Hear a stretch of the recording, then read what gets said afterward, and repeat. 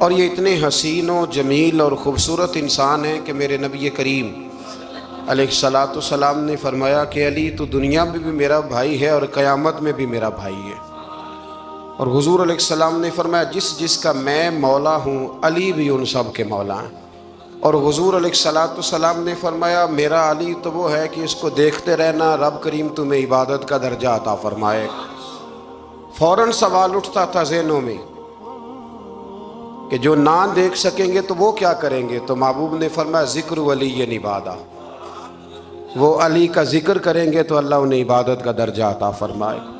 اور حضرت علی شیر خدا کرم اللہ تعالی وجہہ الکریم جو ہیں وہ اپنی سیرت کے لحاظ سے، اپنے علم کے لحاظ سے، اپنے تقوی کے لحاظ سے، اپنی پرہیزگاری کے لحاظ سے، عدل و انصاف کے لحاظ سے، کچھ لوگوں کے فضائل بڑے ہوتے ہیں پر وہ ذاتی طور پر کوئی سیرت نہیں دکھا پاتے۔ حضرت مولا علی شیر خدا کے فضائل بھی بڑے ہیں اور ان کی سیرت میں اللہ نے کمالات بھی بڑے ہی رکھے۔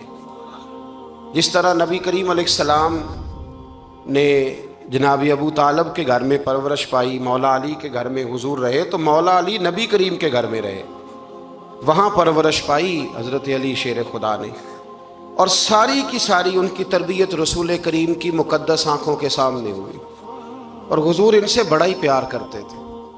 یہ نبی کریم کے بڑے محبوب ہیں، اور اتنے فضائل کتب احادیث میں، اس میں کوئی شک نہیں کہ فضیلت کے لحاظ سے پہلا درجہ حضرت ابو بکر صدیق کا ہی ہے، دوسرا حضرت عمر فاروق کا ہی ہے، تیسرا حضرت عثمان غنی کا ہی ہے۔ لیکن اس میں بھی کوئی شک نہیں کہ کتب احادیث میں کسی کی فضیلت کی اتنی حدیثیں ہیں ہی نہیں جتنی مولا علی شیر خدا کی فضیلت کی حدیثیں، اتنی کہیں نہیں۔ اور تمام صحابہ کے یہ مشیر تھے، تمام لوگ ان سے محبت کرتے تھے، بلکہ حضرت عمر فاروق تو فرمایا کرتے تھے اگر علی ہمارے درمیان نہ ہو تو ہم تو ہلاک ہی ہو جائیں۔ اتنی اللہ کریم نے انہیں عظمت عطا فرمائی، اور ساری زندگی انہوں نے جد و جہد میں گزاری، ساری زندگی۔ حضرت ابو بکر نے بھی خلافت کی، وہ بھی بڑی مشکل تھی لیکن حالات سنبھل گئے۔ حضرت عمر نے بھی خلافت کی، حضرت عثمان غنی نے بھی کی، لیکن مولا علی شیر خدا کی جو خلافت تھی وہ بھی بڑی آزمائش والی تھی۔ مسلمانوں کے اندرونی معاملات کو بھی دیکھنا، بیرونی محاذوں پہ بھی لڑنا، بڑی جد و جہد کی حضرت علی شیر خدا نے۔ ایک بات سب سے پہلے آج ہم نے یہ یاد رکھنی ہے کہ حضور نے فرمایا ہے کہ علی کی محبت ایمان ہے اور علی کا بغض نفاق ہے۔ اب محبت ایمان ہے تو کیسے پتہ چلے گا ہمیں حضرت علی سے محبت ہے؟ کیسے پتہ چلے گا؟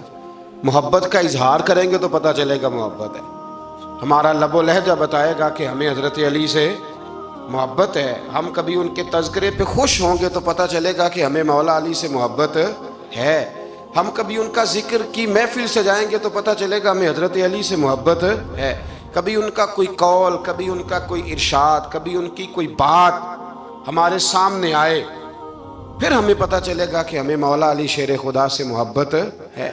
حضرت علی المرتضیٰ کی محبت ایمان ہے۔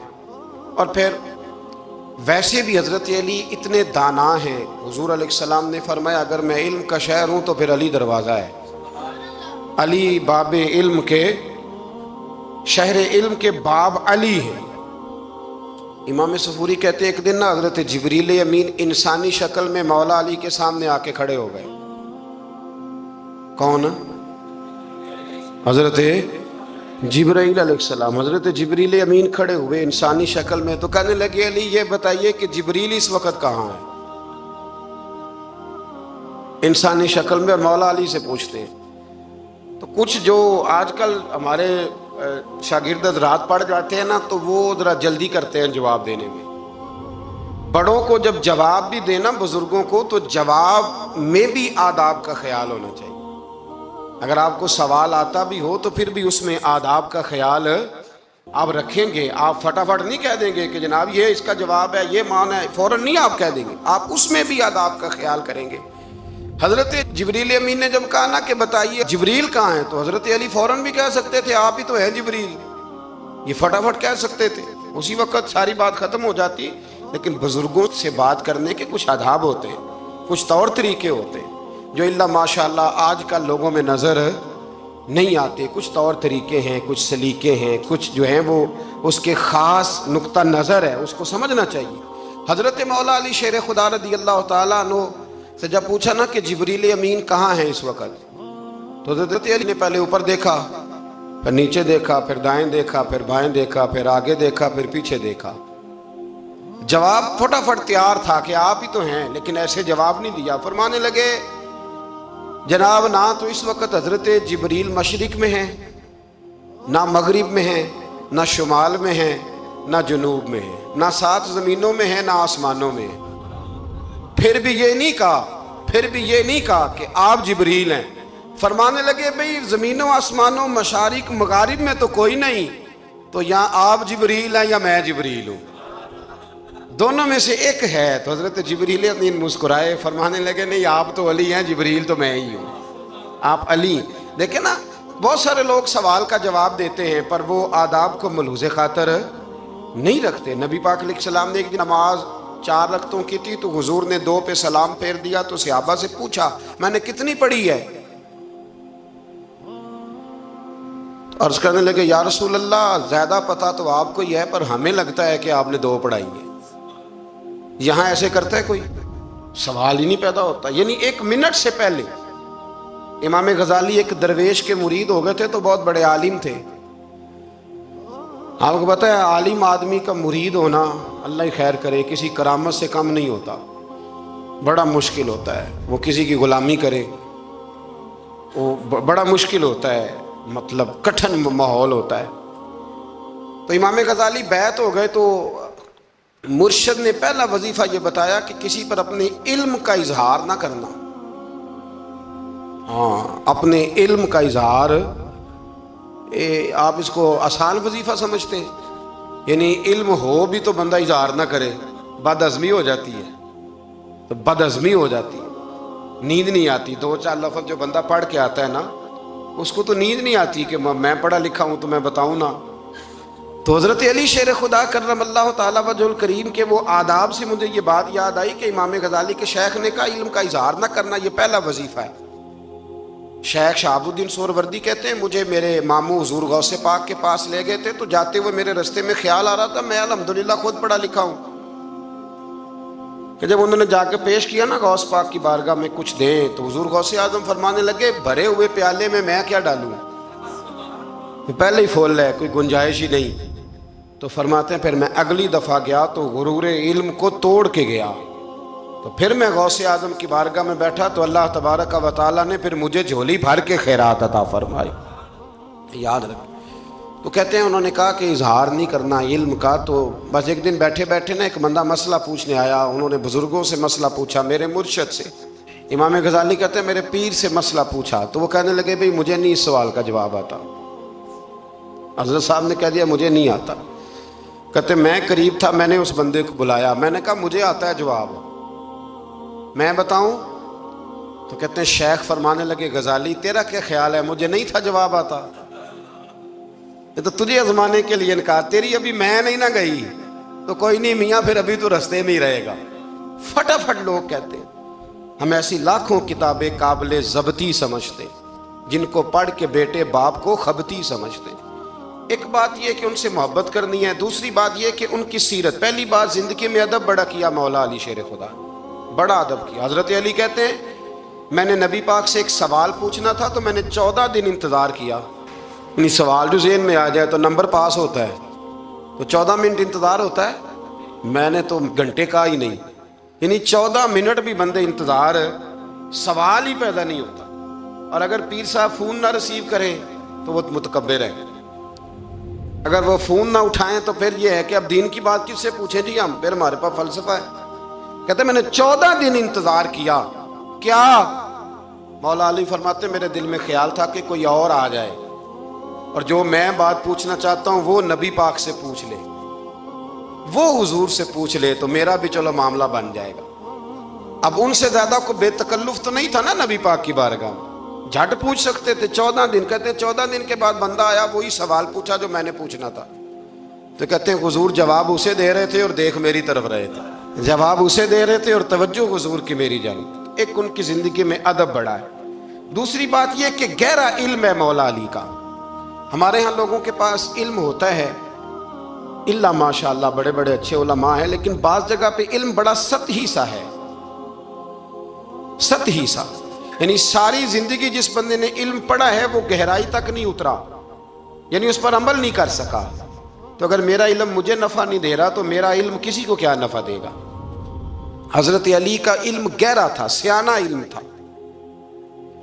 گہرائی والی بات کرتے تھے، بڑی سوچ سمجھ کے فیصلہ کرتے تھے، اور بڑے زیرک تھے، دانا آدمی تھے حضرت مولا علی شیر خدا رضی اللہ، اور آپ کا فہم و فراست نرالا تھا۔ ایک شخص نے کہا جی میں نے ترس کھا کے ایک عورت سے شادی کیا، وہ بوڑھی تھی، ترس کھا کے نکاح کیا، میں جوان وہ بوڑھی ہے، پر میں قریب جاتا ہوں تو مجھے پتہ نہیں کیا ہوتا ہے، وہ بڑی جگہ پہ گیا ہوں پر میرا مسئلہ نہیں حل ہوتا، حالانکہ وہ لاوارث تھی اور شادی نہیں اس کی ہو سکی۔ تو حضرت علی شیر خدا فرمانے لگے بی بی کو میرے پاس لا، عورت کو لا، وہ لائے تو آپ فرمانے تیرا نکاح نہیں ہوا؟ کہنے لگی نہیں۔ فرمایا سوچ لے، چپ کر گئی۔ فرمایا کوئی گناہ کیا ہو؟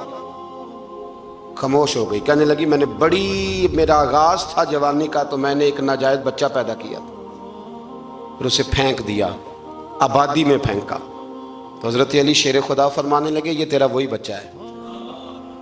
چونکہ جو اس نے کیفیات بتائی ہیں وہ یہ ہے کہ انسان ماں بہن جو اس کی ہوتی ہے نا، کچھ بھی ہو جائے، اللہ تعالیٰ نے فطری جذبے رکھے ہوتے ہیں، تو وہ کوئی حیوان ہو تو بات الگ ہے، اگر انسان ہو تو وہ مطلب انسان ماں کے سینے سے لگ بھی جائے تو اسے شفقت کا رنگ تو نظر آتا ہے، لیکن اس کے اندر وہ جذبات پیدا ہو سکتے نہیں۔ بیٹی سینے سے لگ جائے تو وہ والے جذبات اس میں تو حضرت علی شیر خدا کا علم بڑا باریک۔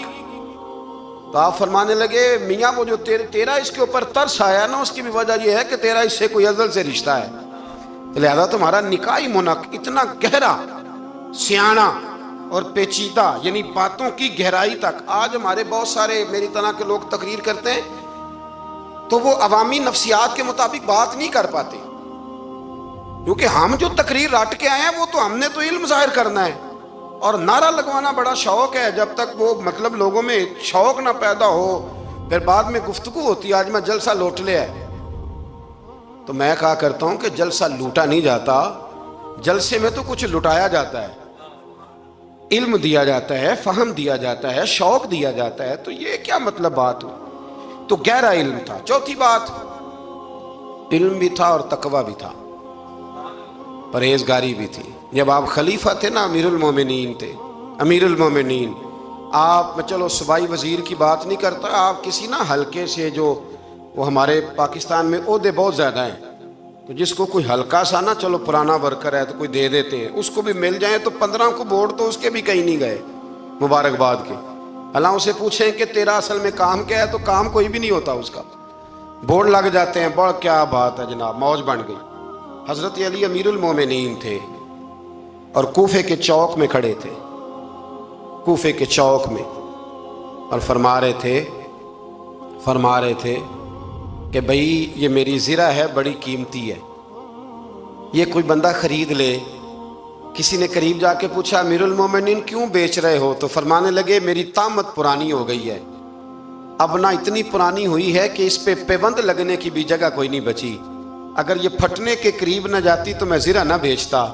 امام حسن رضی اللہ تعالیٰ عنہ کہتے ہیں میرے ابا جی خزانے کا سارا منہ کھول کے اللہ کے بندوں میں بانٹ کے تو اس کمرے میں 2 نفل پڑھ کے کہتے تھے یا اللہ گواہ ہو جا، میں نے قوم کی امانت قوم پہ خرچ کر دی ہے۔ یہ پرہیزگاری، یہ تقوی، یہ ذوق حضرت مولا کائنات شیر خدا علی المرتضیٰ رضی اللہ تعالی عنہ۔ ہمارے ہاں نا ہم نے بانٹ دی ہیں چیزیں، یعنی کوئی بندہ زہرا حضرت علی کے نعرے لگانے لگ جائے تو لوگوں کو شک پڑ جاتا ہے۔ تو ایک بندہ میرے کان میں کہنے لگا 2-3 دن سے یہاں علی علی ہو رہی ہے کان میں۔ اب بڑی جلدی ہمارے تھرمامیٹر والے لوگ بھی بڑے تیار بیٹھے رہتے ہیں، کہنے لگا 2-3 دن ہو گئے یہاں علی علی ہو رہی ہے۔ میں کیا دعا کر ہندی روے۔ تو کہنے لگا آپ نے کوئی وضاحت نہیں کی۔ میں کہا تینوں اصل وضاحت دی لوڑ نہیں، تینوں کسی اور شے دی لوڑ ہے۔ عجیب بیوقوف آدمی ہے بھائی، ان لوگوں کا تو رشتہ ہی کوئی نہیں مولا علی شیر خدا کے ساتھ۔ اور ہم جو ہیں ہم تو مرید ہیں مولا علی شیر خدا۔ اعلیٰ حضرت فرماتے ہیں کہ حضور سے پہلے بھی جس کو ولایت ملی ہے وہ مولا علی کے صدقے ملی ہے، اور قیامت تک جسے اللہ ولایت دے گا وہ مولا علی شیر خدا کے قدموں کی خیرات کی برکت سے دے گا۔ ایک سلسلہ علیہ نقشبندیہ ہے جو حضرت ابوبکر صدیق سے انسلاک کرتے ہیں، باقی تو تمام سلاسل کو سارا فیض ہی مولا علی شیر خدا سے۔ تو آپ یہ کیسی بات کریں گے کہ جناب وہ فلانے کا آپ، اور جی میں نے اسے کہا کہ شاید میرا دعویٰ کوئی نہیں، پر میری جو اپنی تھوڑا بہت مطالعہ ہے نا، میں انسائیکلوپیڈیا ہوں حضرت عمر فاروق کا، مجھے جنون ہے حضرت عمر فاروق سے محبت، جنون ہے۔ اور میں نے ایک دفعہ سکیچ صرف ابھی بنایا ہے، تو شاید میں 2 جلدوں میں کتاب لکھ دوں حضرت عمر فاروق، یعنی شاید ان کے حالات پر کوئی ایسی کتاب جو دنیا میں چھپی ہو اور میں نے دیکھی نہ ہو، شاید وہ جس ذریعے سے بھی۔ اور آپ میری گفتگو سن لیں، شاید ہر دوسری بات میں حضرت عمر کی کرتا ہوں، لیکن ایک بات پکی ہے کہ مرید میں مولا علی شیر خدا کا، یہ بات میاں پکی ہے، اس میں شک کوئی نہیں نا، اس لیے کہ حضور کے بعد فیض مولا علی سے، پھر امام حسین سے، پھر امام زین، یہ ہمارے بزرگوں نے ہمیں شجرہ یہ دیا ہے۔ تو آپ وہ جو بات جہاں ہے وہ وہاں ہے۔ حضرت ابوبکر صدیق کے بارے میں جو شک کرے پکا بے ایمان ہے، پر اس میں تو بات پکی ہے نا کہ حضور نے فرمایا علی تجھے دیکھنا بھی عبادت اور تیرا ذکر کرنا بھی عبادت۔ تو خدا کے بندو علی علی نہ کریں، ہم تو مر جائیں، کوئی جگہ ہی نہیں ہے سوائے حضرت علی شیر خدا کے ذکر کرنے کے۔ تو یہ کچی کمزور باتیں نہ کرو، یہ کوئی عجیب بات ہے کہ جی وہ اگر علی علی زیادہ کیا تو کوئی فلانے طبقے سے تو نہیں، تو یہ ایسی کمزور بات آپ کیوں کرتے ہیں میاں؟ یہ آپ عجیب، آپ نے بیعت چھیڑ دی لوگوں نے، تو یہ کوئی ایسا مسئلہ نہیں۔ زندگی میں یاد رکھو، جس کی زبان پہ علی علی زیادہ رہتا ہے نا، اس کی زبان پہ نبی نبی بھی زیادہ ہی رہتا ہے۔ ختم ہو گئی بات۔ تو ان چکروں سے باہر آئیں، آپ باہر آئیں ان چکروں سے۔ اور اسی طریقے سے میں نے کہا تھا کہ ہم کوئی ترازو لے کے نہیں بیٹھے ہوئے کہ فضیلت کس کی زیادہ ہے۔ اما عائشہ صدیقہ جو ہیں وہ مومنوں کی ماں ہیں، اور اس میں کوئی دوسری رائے نہیں کہ اس خاتون کے امت مسلمہ پر اتنے احسانات ہیں کہ دنیا گن نہیں سکتی۔ لیکن یہ ہے کہ رسول کریم نے فرمایا کہ فاطمہ میرے جگر کا ٹکڑا ہے۔ اب میں ترازو لے کے بیٹھ جاؤں کہ حضرت فاطمہ کی شان زیادہ ہے یا حضرت عائشہ کی، تو میں بیوقوف ہی ہوں نا، اس لیے کہ یہ میری ذمہ داری نہیں، یہ تو بات ان کی ہے نا۔ میں نے ایک بات سنائی تھی آپ کو پیر سید فیض الحسن شاہ صاحب کی، عالم آل شریف والے پیر صاحب سے کسی نے پوچھا کہ حضرت فاطمہ افضل ہیں کہ سید عائشہ، تو آپ فرمانے لگے پہلی بات تو یہ کہ تجھے یہ سوال ہی نہیں کرنا چاہیے تھا، اور اگر تو نے کر لیا ہے تو پھر جواب سن لے۔ فرمانے لگے فاطمہ زوجہ ہیں حضرت علی کی، اور عائشہ زوجہ ہیں نبی پاک کی، تو علی کی زوجہ نبی کی زوجہ سے افضل نہیں ہو سکتی۔ اور پھر فرمانے لگے عائشہ بیٹی ہیں ابو بکر صدیق کی، اور فاطمہ بیٹی ہے مصطفیٰ کریم کی، تو ابو بکر کی بیٹی نبی کی بیٹی سے افضل نہیں ہو سکتے۔ وہ بندہ کہنے لگا حضرت جی رزلٹ کیا نکلا؟ کہنے لگے گھر جا کے کٹ دے رہے، تینوں گل دس چھڑیے، اب تو گھر جا اور رزلٹ گھر جا کے نکالتا رہے۔ میں نے تو تجھے نا بتا دیا ہے کہ جو اصل بات ہے وہ یہ ہے کہ ابو بکر صدیق کی بیٹی نبی پاک کی بیٹی سے افضل ہو سکتی نہیں، اور علی المرتضیٰ کی زوجہ نبی پاک کی زوجہ سے افضل ہو سکتی۔ باقی جا تو نتیجہ گھر جا کے نکال، نتیجہ گھر جا کے نکال۔ تو ہمارے بزرگ تو اس لیول پہ سوچتے، اس لیول پہ۔ حضرت عائشہ صدیقہ رضی اللہ تعالیٰ عنہ اگر گھوڑے پہ بیٹھتی تھی نا تو مولا علی لگام تھام لیتے تھے، ماتے تھے یہ ماں ہے مومنوں کی، یہ ماں ہے مومنوں۔ آپ کیا بات کرتے ہیں؟ حضرت عمر فاروق کو کبھی حضرت عائشہ بلا لیتی تو کانپتے ہوئے حاضر ہوتے، ماں ہے مومن۔ یہ کچی باتیں چھوڑ دیں، عشق کرے تو کھول کے کرے، ڈر ڈر کے نہ کرے۔ میں نے درجنوں تقریروں میں کہا کہ منقبتیں لکھو حضرت صدیق اکبر کی بھی، حضرت عمر کی بھی منقبت لکھو، حضرت عثمان کی بھی لکھو، اور ہم سنتے ہیں الحمدللہ وہ ساری۔ لیکن میرے بھائی یہ یاد رکھیں، اس میں کوئی شک نہیں، ان کی عظمتیں، شانیں، فضیلتیں وہ بلندیاں ہیں، ہمارا یہی عقیدہ ہے، اور الحمدللہ ہماری نسلیں بھی اسی پہ قائم رہیں گی۔ ہم انہیں نسلیں مانیں گے ہی تاب کہ خلفائے راشدین کی جو خلافت کی ترتیب ہے وہی فضیلت کی ترتیب ہے۔ لیکن میاں یہ بھی تو ہے نا کہ جس کا جو مرشد ہو نا، اسے وہ بہرحال دوسروں سے افضل جانے گا تو فیض پائے گا۔